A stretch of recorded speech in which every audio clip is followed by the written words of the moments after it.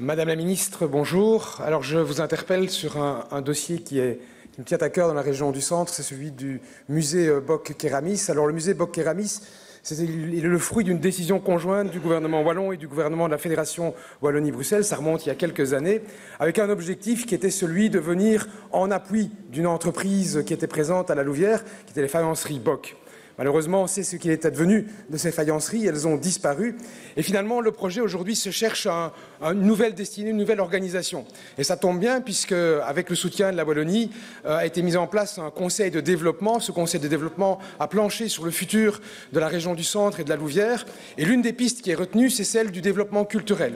Alors on a la chance à la Louvière, dans la région du centre, d'avoir une offre culturelle et muséale très importante, mais qui est aujourd'hui malheureusement dispersée et je dirais chacun est autonome et il n'y a pas de force de cohésion de l'ensemble de l'offre. Et donc ma question est toute simple, est-ce que dans la décision qui est annoncée par le gouvernement et que j'imagine vous allez nous confirmer, est-ce qu'il y a aussi cette dimension importante, me semble-t-il, d'adjoindre une vision qui est une vision plus large, celle de la création d'un pôle muséal sur la région de la Louvière, sur la région du centre, ainsi que comme cela s'est fait pour Mons. Je pense que c'est l'occasion rêvée, au travers de la décision du gouvernement wallon de soutenir Kéramis, vient d'arriver à constituer un pôle fort qui soit capable d'attirer davantage de touristes dans notre belle région.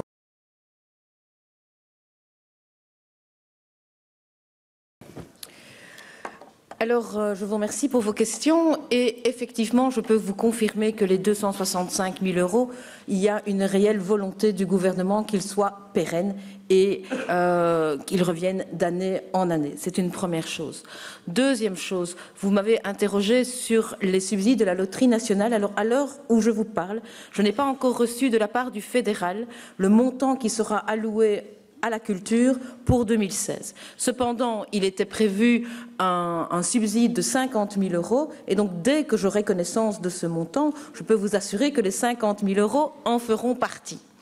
Cependant, vous connaissez aussi la ligne politique qui est claire, c'est qu'à la fois il y a ces 265 000 € et ces 50 000 € de la loterie nationale, mais il y a été aussi l'objet d'un audit, et Kéramis a fait l'objet d'un audit, et cet audit conclut au fait qu'il y a encore des améliorations substantielles qui peuvent être faites à la fois en termes de stratégie de développement et de stratégie de gestion.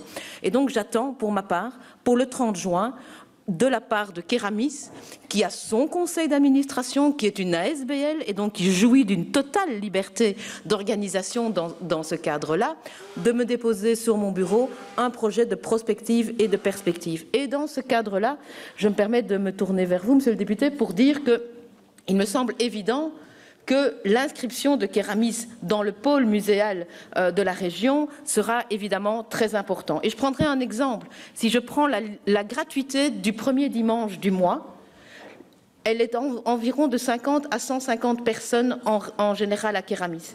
Elle était de 2000 personnes le week-end où Kéramis s'est adjoint la collaboration de Marimont et du marché du livre. Et donc il y a là vraiment quelque chose à faire, en tout cas une réflexion de collaboration dans un pôle muséal dans la région.